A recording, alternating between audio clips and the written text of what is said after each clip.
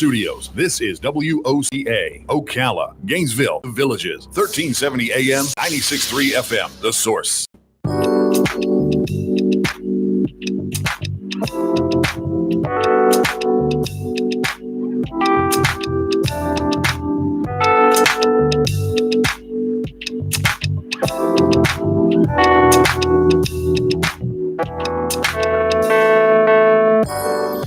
I'm a sucker for a good dog story, Roman. You gotta be careful. You gotta be careful if you're a guy, though. Let me explain. Okay. If you're a guy and you're just starting a relationship with a woman, right? Yeah. And you're gonna go on a date, and where do you want to go? Oh, let's go to this movie. It's about a dog. Mm-hmm. Always say no. Always say, there's another one I'd like to see. Because you know what's gonna happen? You're gonna cry, and then she's gonna say, "Oh my God, I got a wimp." Oh my God, I got a wimp, right? No, I'm teasing. No, don't think so. I'm just teasing. Is it Joni Darc, Robin? Is that how you say her name? Joni? Darc yeah. Shepherd. Well, that's a pretty name. She works Beautiful. to save the Earth's environment and biodiversity, and she's a best-selling author. Yeah, her book is... I just love dogs, Robin. I should get another dog. Yeah. Rio. A love story, how my dog saved my life. It's actually a memoir. Joni, good morning again. Thank you for being on the air with us today. Good morning to you. Thank you so much for having me. And where are you calling from? I'm calling from New Jersey. New Jersey. Nice. Do you have snow on the ground? We do. We had about 4 inches up here in the mountains the other day. It was beautiful. Oh my gosh. Is the book cover, is that a snowy cover? What is that? It looks like there's snow on the cover of the book, right? There is. I had taken this photo of Rio during a snowstorm. You can see some snow on his head. Yeah, I'm looking at it right now. Yeah, and I took that photo, and that of thousands of photos of him, that became the cover. Everybody's falling in love with your dog. Is that okay? You're not jealous, are you? I love it. He's lovable. He's very lovable. So tell me about the story. What happened? How did he save your life? It was a very tough time for me. My only sister, had passed away from a very difficult bout with cancer that had been misdiagnosed. Gosh. And there were some other losses that followed rapidly, including the loss of the Belgian Tervuren that I had before Rio. And I called up the breeder and asked her if she had a puppy, somebody that would make me laugh, because I really needed some inspiration and was really depressed. And she gave me Rio. He was a year old then, but she had a condition that I had to show him in the show ring, kind of like the Westminster show ring. Oh, really? Oh, my. Is that something you had done before? I laughed. I said I never showed anything, but she said, just take some lessons, go out and have fun with him and see where you go. Oh, my gosh. And did that work out for you? It did. I became determined, this little dog, and I bonded very quickly. And he became my inspiration. Every morning when I woke up, his loving face was, looking at me, giving me a kiss, and asking me to, where are we going to go today, Mom? I love that. Oh, my gosh. I want to go with you and him. Where are you going? Literally. He would stand by the door, look at the door, look at me, look at the door, look at me. And he loved going for training. He still loves it now. And, we had a good time. I learned how to show him the ups and downs of the conformation ring, and I got his championship. It took me about a year and a half, but I was determined, and we did it. Really? And how does one win that particular competition? Is it tricks, or just the coat has to look nice, or how do you win that thing? It's pretty much all of that. And what happens is there's breed standards that the American Kennel Club, and there's other venues as well, such as United Kennel Club, and there's all around the world, there's different venues. But the American Kennel Club has a standard. The Belgian Tervuren, American Belgian Tervuren Club has a standard that they've submitted, and the judges study that very carefully, and they have to be certified as a judge for each breed.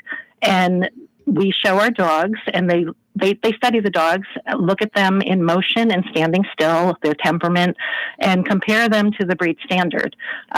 They have to be a certain height, certain colors, certain shapes. They have to move a certain way.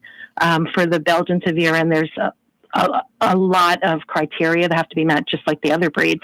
And one of them is elegant, good disposition, Yeah, and so we competed against some of the top dogs in the country. It was very, very exciting, and we won. We got best of breed over some champions, and it was so exciting. It was just so exciting. So I took him to Westminster as well a couple of years later because he earned it, and that was a thrill beyond belief. And he's your friend. He's not just like we live in horse country, so a lot of people raise horses and they get prizes and stuff. But there's a disconnect between, and I'm not saying every one of you out here locally, but it sounds like Rio is more than just a show animal. Like you love him, period. Yes, he became, to the jealousy of many family members and friends, my soulmate, my best friend. And my calendar, I call Rio's calendar. It's not mine. I go where, he wants to go. We go for the walks in the morning. I show him in trials. Currently, we're in rally trials, which is a lighter form of like obedience. And we go to a nursing home. He's a certified therapy dog now. And the residents adore him. Wow. How old is he now? He's going to be 11 in January. Oh my gosh! Wow. Your book, brings tears, and it also is a fun read. It is funny, especially when Rio was hoping to go somewhere, and all of a sudden he knew he had to stay home because you guys weren't going anywhere. He is a character. I call him my little angel with fur or a little person with fur. He has emotions, as I believe all animals, do. But he expresses them very clearly. He's happy. You can see him smiling. His tail, obviously wags. But when I go to work, his hope springs eternal. He wants me to take him with him somewhere every day. Mm-hmm. And he understands when I say, I have to go to work. He looks at me. He makes this little smirky look on his face and sighs, and then he walks away and he flops down on his bed.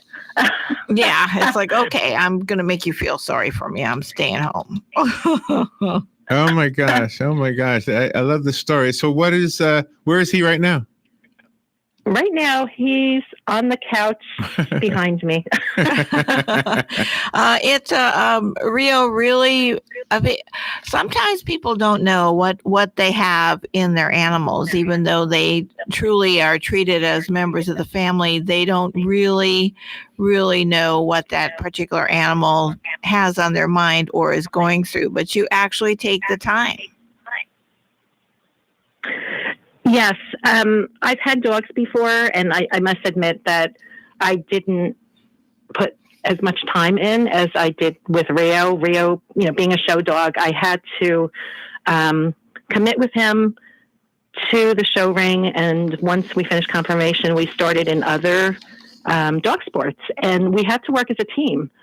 So it was interesting trying to understand him deeply and motivate him. And what's interesting is that unlike most dogs that love biscuits and snacks and, cooked chicken, any place where they are, Rio is not motivated by food once he's out. He loves the other dogs. So for me to motivate him to do some of these sports, I really had to try hard. And it was frustrating at times, but I learned how to motivate him with me, with my actions, with my words.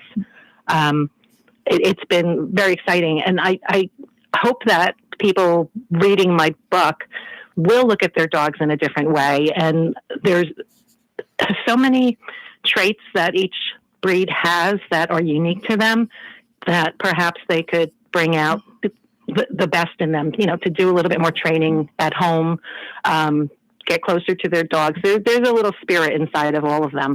And there's a lot of skills that people underestimate. Mm-hmm. Well, and especially Rio has given you hope, because with all the tragedies that you experienced within those short amount of time, you could have gone off the deep end and really hurt yourself. It was close. It was close, but Rio gave me a lot of hope, and the unconditional love that a dog can give a person, I think, should be an inspiration to so many. Anyone who is feeling sad, alone, depressed, bored. I highly recommend, get a dog. And even if you can't get a dog, go to your local shelter and walk a dog. I did that for a while, and that was very inspirational. The dogs love unconditionally. They don't judge you. No matter what mood you're in, they're there by your side. And that's what Rio did for me. He became my best friend and never judged me. He always encouraged me to do things and to do more and to become a better person. So I'm not a psychologist, but if I ever feel depressed, I have a remedy for being depressed. I go to YouTube and I type in funny dogs, and inevitably I will find these videos of dogs just being silly, like running through the snow that's too deep for them, or being scared by the video on TV or something. I just get a kick out of watching dog videos. So I'm going to ask you to tell me a story that sort of is like a dog video. And do you have a story in the book about trick or treat, about Halloween? Tell me that story. About, the Halloween? Trick or treat. Yeah. Isn't there a trick or treat story in the book? Oh, yes. Yeah. Yeah. Title, the trick or treat. Rio is he's a trick dog. And he's gotten a number of titles through the American Kennel Club and through a wonderful online group called Do More With Your Dog. Do More With Your Dog, I ran across as I was looking for more sports to do with Rio. And you can do this from home with your dog. They offer different criteria. If you can video certain tricks with your dog and send that into them. Wow. Or do checklists and have one certify that you've done it, they'll give you titles on your dog for tricks. And the American Kennel Club sort of adopted that group, and they're affiliated with them. And they also offer trick titles. But it's so fun to watch your dog do cute little tricks. And with Rio, we've got this communication where I can tell when he's got it. A light bulb seems to go on with him when he understands something. There's some really cool tricks that dogs can do, and some dogs, the videos that you're talking about, they can do so many advanced things that impress me and blow my mind. One of Rio's favorites that I learned, it was an online course that I took. It's called mimicry. And I taught Rio to watch me, and I'll say, do this. No way. Really? Oh my gosh, yeah. That's crazy. It's amazing. I've taught him to watch me, and then I spin in a circle, and he'll follow me and spin in a circle. I've taught him That's crazy. to watch me, and I'll sit on a couch or a chair, and it takes a second or two, and then he sits. Mm-hmm. Oh my And then gosh. another trick that I've taught him is watch me, and I'll bow down and put my hands on the ground, and he'll bow down with his front paws into my arms. Oh, that's And funny. It's absolutely amazing. That's one of my most fun activities to do with him in the nursing home that people love. Oh my watching gosh. his tricks. I'm loving it, just imagining it as you talk about it. How do you incorporate your passion for saving the planet to your friendship with Rio? I try to do, there's so many different ways that you can help the planet. Specifically with Rio, I spoil him. People say I feed him better than they eat. I feed him mostly organic home-cooked meals. Mm-hmm. So that eliminates a lot of like the pesticides and things like that in the environment. And I try to, get green products whenever I can for him.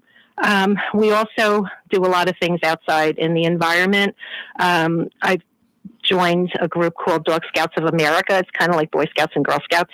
And they do a lot of community service. And one of the things that we've done is they give out badges like Girl Scouts and Boy Scouts get. And we've gone through our neighborhood a number of times and picked up bottles and cans and other trash that people have thrown. Really?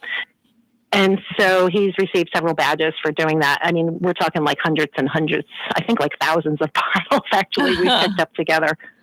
So do you ever fly with him? I'm just curious because of all the emotional support stories we've been seeing in the news lately. Do you ever take Rio on a plane? No, I have not. I have not had him like certified as a support dog, although he certainly is. And I'm not sure. He's a little silly. He's afraid of heights, so I don't know how he would do on a plane. That's funny. And then there's Romeo. Yes. Romeo's a rescue. We were lucky to get him through Pet Finder. Saw him sight unseen, rescued him, and now that he was a year old then, and now he's 8 years old. So we've had him for 7 years. And how did that interaction go when Rio first met Romeo? Rio's very friendly with all dogs, so Rio was fine. Tail wagging. He was glad to have a new friend, and there was, just a little adjustment, period, like which bed is whose and so forth. Romeo, on the other hand, he was very, very frightened. He was not socialized when he was younger. I think most critical times are like when they're, in their first couple of months. And it was evident that he was not. And he was put up for rescue when he was like 6 months old. And the rescue did a great job in socializing him and everything. But to bond with us, it took a while. And he's come such a long way. I do want him to someday be a therapy dog as well. He's done really well with the people that we've shown him to in the nursing home. Mm-hmm. So did Rio seem to be mourning like when your sister and your mom died? I'm sorry, could you repeat that? Did Rio? This is a dumb question probably, but did he mourn or did he show like he was sad when your mom and your sister passed? He was sad. You could tell. I would bring him to my mom's house because I had to clean the house out basically. So I would bring him there with me, and at first, like, he would look for her, and then I'm guessing that he finally got it. That she wasn't there. He experienced the passing of some of our dogs too, and the dogs. They're attached to people. They're attached to their friends, and they are sad. But I've tried to keep him active and happy and distracted, from any kind of sadness. It's all about love. And I'm guessing he could see it in you too. I want to brag about the book a little bit. You're getting 5-star reviews from everybody. One of the reviewers named, how do you find the name on here? I always wonder. It just says Dog and Book Lover Forever. Okay, that's the name of the person. It says, I have read and purchased thousands of books. The author really surprised me by blending together many important life lessons in an unusual and inspiring recovery process, from sadness and despair to a magical healing and rebirth to joy de vivre. That must be a French thing here. Obviously, you're striking a chord with people who love dogs. Have you heard from anybody? Do they write you, or do you just see the things they post on the internet? I've gotten a lot of good feedback from people. I mean, there's things on Amazon. The endorsements on the book I was really thrilled with. And there's other places where people are leaving and their reviews. I think like there's a site called Goodreads where a lot people get ideas for reading. I hear a dog. Is that Rio? That's Romeo barking. Oh, okay. Romeo. Romeo. We have to have a dog sound effect in the background. Yeah. We have to have that. It seems Here like comes Romeo now. You have photos of Rio with the ribbons that he's won. And does he know that he's doing a good job? He does.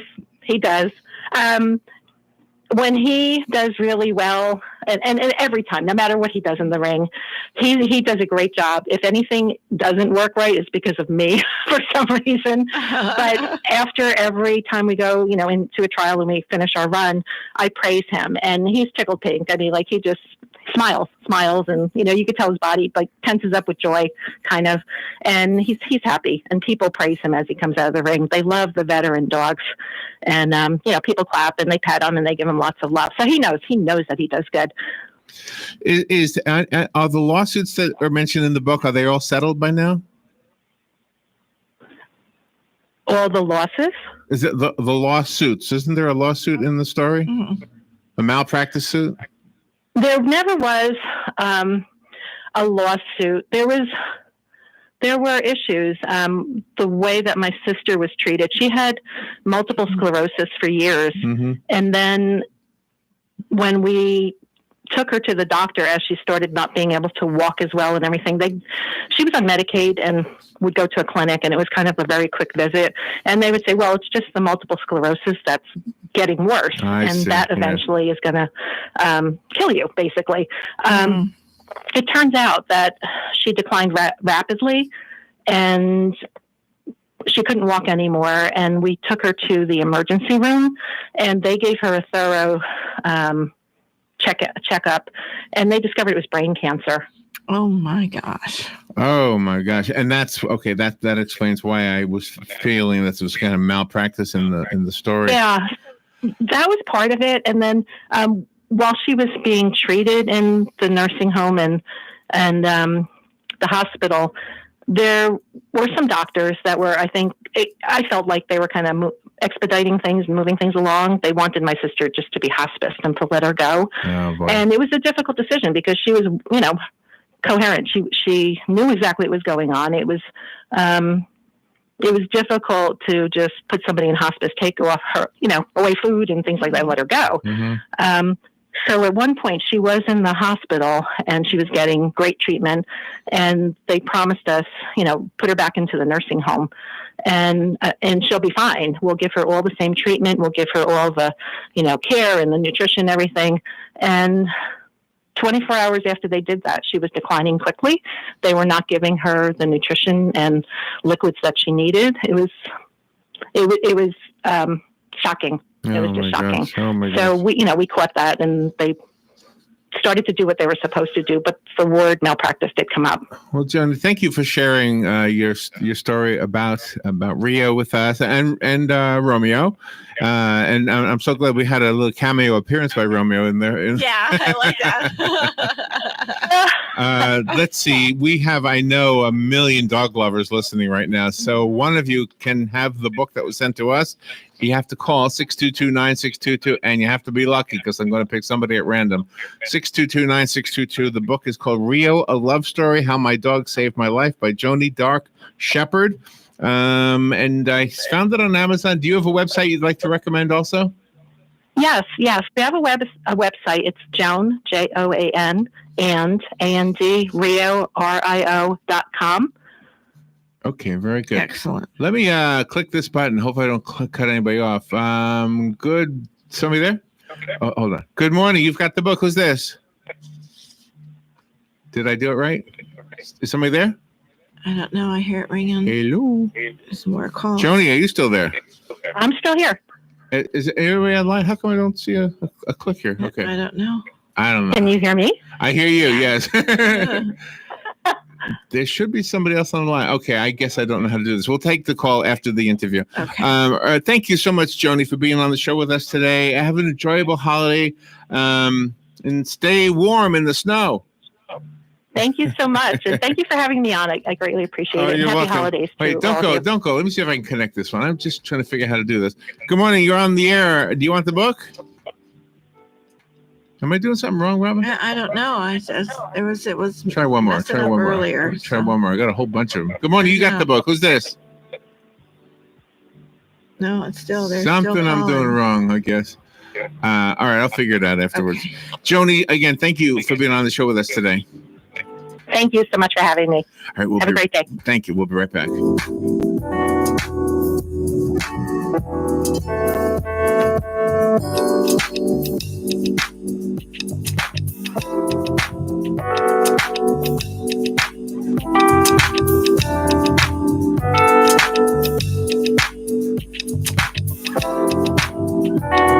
'Tis the season to be merry at the Appleton Museum of Art's annual Family Day. Join us on Saturday, December 7th from 10 a.m. until 5 p.m. to celebrate the Urban Family Holiday Exhibit with decorated trees, the beloved Dickens Village, Nutcracker Collection, and more. Have your photo taken with Santa and then stop by the art space for a holiday art project. Then from noon till 3, take carriage rides and enjoy light refreshments, all free of charge. The Appleton is located on East Silver Springs Boulevard in Ocala. For more information, visit appletonmuseum.org. Broadcasting from the Paddock Mall Studios, this is WOCA, Ocala, Gainesville, The Villages, 1370 AM, 96.3 FM, The Source. This is a Fox News alert. I'm Lillian Wu. A new phase of the House impeachment inquiry has begun. This administration's level of obstruction is without precedent.